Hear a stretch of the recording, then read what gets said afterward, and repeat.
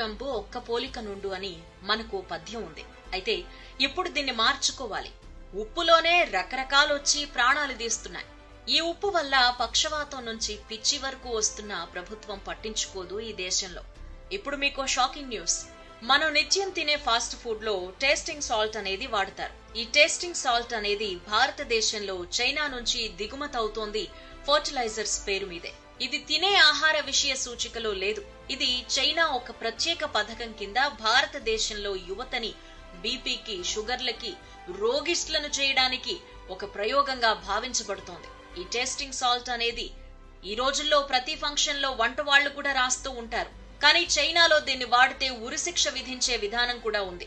భారతదేశంలో మాత్రం దీన్ని ఇంకా వెలుగులోకి తీసుకురాలేదు. ఈ టేస్టింగ్ సాల్ట్ వేసిన ఏ భోజనం ఒక 40 రోజులు తిన్నారంటే